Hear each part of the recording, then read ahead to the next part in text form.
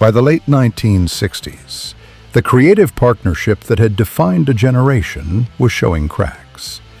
John Lennon and Paul McCartney, the unstoppable songwriting duo behind the world's most influential band, were no longer in sync. While Paul leaned into polished pop melodies and ambitious studio projects, John was chasing raw emotion and artistic honesty. Their differing visions often collided in the studio, and nowhere was that more obvious than in the songs Lennon openly disliked.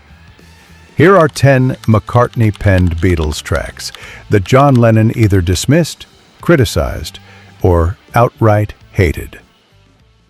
Number 10. Obla Di Obla Da, 1968. At first listen, Obla Di Obla Da might seem like a harmless slice of playful pop. Its upbeat ska-influenced rhythm and sing-along chorus helped make it one of the most accessible tracks on the White Album. But behind the scenes, John Lennon loathed every second of its creation. He saw the song as lightweight and insincere, everything he believed rock music should not be. Paul, on the other hand, was determined to perfect it. He pushed the band through endless takes, insisting on the right groove and tone. John grew so frustrated that at one point he stormed out of the studio. When he returned hours later, he reportedly banged out a deliberately chaotic piano intro, mocking the track's cheerful energy. For Lennon, the song didn't say anything, a pop gimmick with no emotional depth. Ironically, Obla Di Obla Da became a commercial success, beloved by many fans. But for John, it marked a moment when Paul's musical instincts drifted far from his own, a cheerful tune that highlighted their deepening creative divide. Number 9. When I'm 64, 1967. When I get older, losing my head. One of Paul's earliest compositions, When I'm 64, was revived for Sgt. Pepper's Lonely Hearts Club Band as a nostalgic music hall number celebrating old age and enduring love. Its whimsical clarinet arrangement and sentimental lyrics made it a favorite among older listeners, but John Lennon was unimpressed. To Lennon, the song felt out of place in the evolving landscape of rock music. He dismissed it as a relic of an earlier era, too polished and too polite. While Paul was proud of its craftsmanship, John saw it as pandering, a piece that prioritized charm over authenticity. Their disagreement reflected a larger philosophical split. Paul was willing to embrace traditional British influences, while John was focused on pushing boundaries and expressing raw emotion. Still, When I'm 64 helped cement Paul's reputation as the band's melodic craftsman. But for John, it symbolized his partner's tendency toward granny music, a term he would later use to describe several of McCartney's songs. Number 8. Hello, Goodbye, 1967.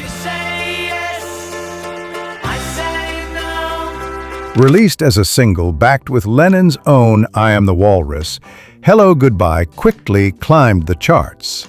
Its catchy call-and-response lyrics and upbeat melody made it an instant hit. Yet Lennon couldn't stand it. He felt it was a hollow exercise in opposites, lacking substance or deeper meaning.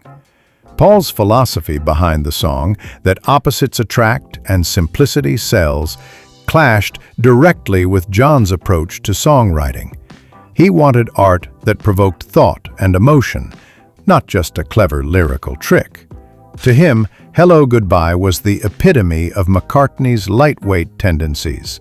Fun but forgettable, catchy but empty. What stung John most was that his own, more experimental B-side was overshadowed by what he saw as an inferior track. It was a reminder that Paul's pop instincts, even when Lennon disapproved, often dictated the Beatles' public image. a reality that increasingly frustrated him. Number 7. Maxwell's Silver Hammer, 1969. John was quizzical, studied metaphysical science. Few Beatles songs divide opinion as sharply as Maxwell's Silver Hammer. Paul envisioned it as a darkly comic story set to a jaunty, almost vaudevillian melody. But John, along with George and Ringo, hated it. They found the sessions exhausting, the endless takes infuriating, and the song itself trivial. For Lennon, Maxwell's Silver Hammer represented the worst of Paul's perfectionism and pop sensibilities. He dismissed it as childish and irrelevant, a tune that undercut the more mature and serious tone he wanted for Abbey Road. George Martin later recalled that the song nearly broke the band's patience, and for John, it was another example of McCartney prioritizing quirkiness over meaning. Despite the internal resistance, Paul pushed forward, convinced the track added balance to the album.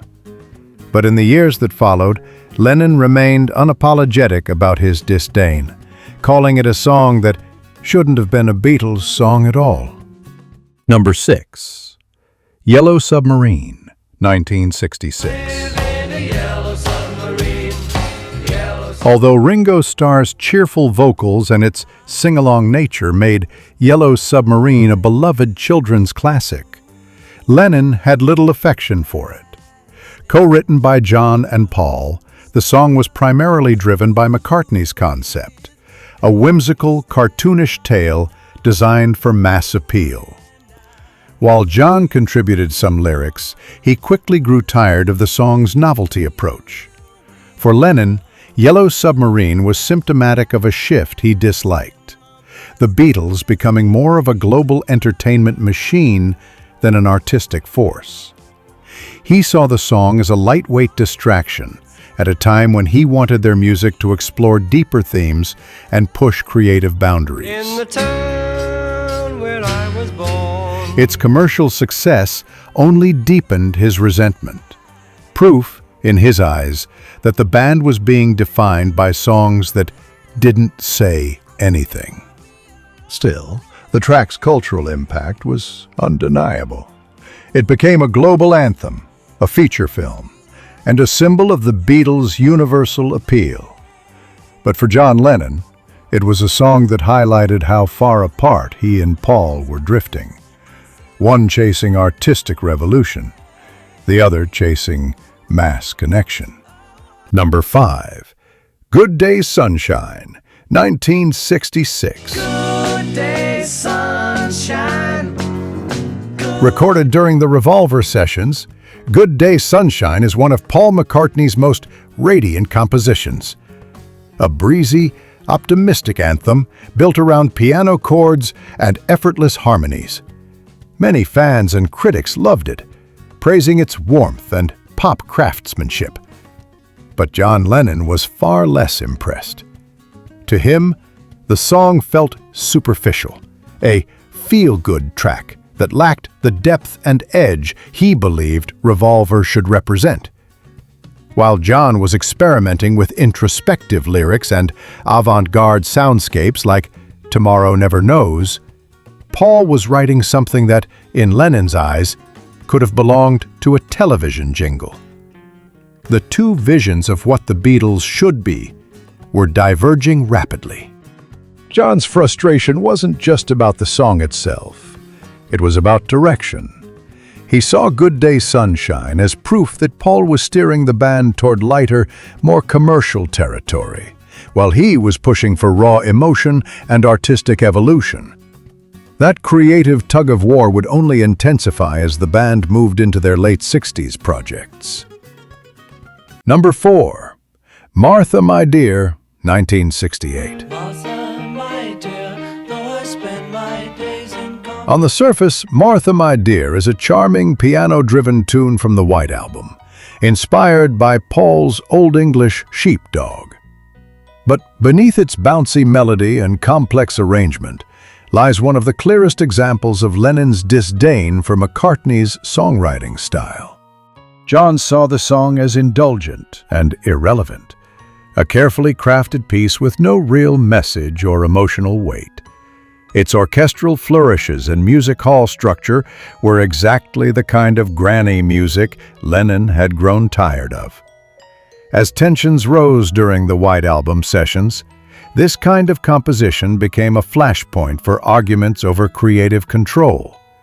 What frustrated Lennon most was Paul's dominance in the studio. Martha, My Dear was essentially a solo McCartney project. John didn't play on it at all. For him, that wasn't just a song he didn't like. It was a sign of the Beatles becoming less of a band and more of a vehicle for Paul's increasingly solo ambitions. Number 3. Honey Pie, 1968. She was a working girl. Few songs capture the Lennon-McCartney divide more starkly than Honey Pie. Another White Album track, this one was McCartney's loving tribute to 1930s British music hall. It was intentionally nostalgic, full of old-timey charm, and Lennon absolutely hated it. He reportedly mocked the song's style, calling it irrelevant in the context of 1968's rapidly evolving music scene. Rock was becoming heavier, darker, and more experimental. And here was Paul writing a pastiche that could have been performed by a dance band decades earlier. To Lennon, it was proof that Paul was more interested in clever stylistic exercises than saying anything meaningful. What made the situation worse was that the band still had to go along with it. Even though John disliked the song, he contributed a playful guitar solo, masking his frustration in the recording. But behind the scenes, he voiced his contempt, describing it as another example of McCartney writing granny music that didn't reflect the times or the band's potential. Number 2. Lady Madonna, 1968. Released as a single in early 1968, Lady Madonna was Paul McCartney's attempt to write a bluesy boogie-woogie number inspired by Fats Domino. On paper, it worked.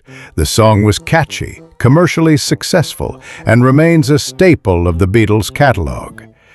But Lennon was deeply unimpressed. He criticized the lyrics as meaningless and the composition as simplistic, calling it a throwaway track that didn't say anything.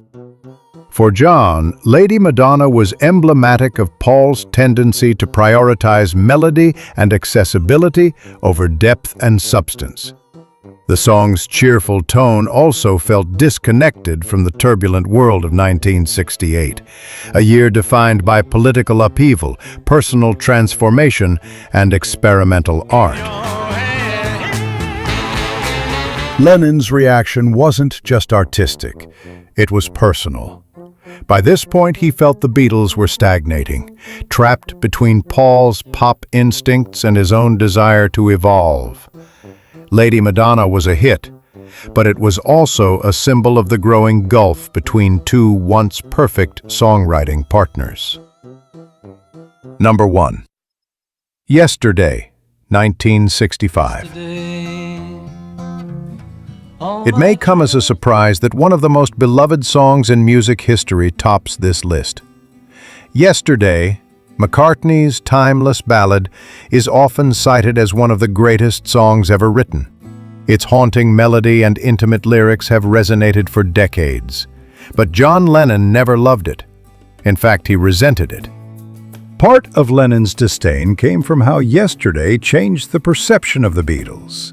Suddenly, the band known for their youthful rock energy was being defined by a soft, orchestral ballad, and one that was essentially a solo McCartney track.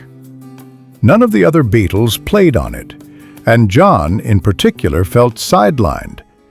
He respected its craftsmanship, but thought it said very little emotionally, calling it Paul's song, not a Beatles song. More deeply, Yesterday symbolized the creative split that would eventually tear Lennon and McCartney apart. While Paul was mastering melody and songwriting structure, John was chasing raw honesty and revolution. They were still partners, but they were no longer walking the same path. And even as Yesterday became one of the most covered songs in history, John's ambivalence toward it never really faded.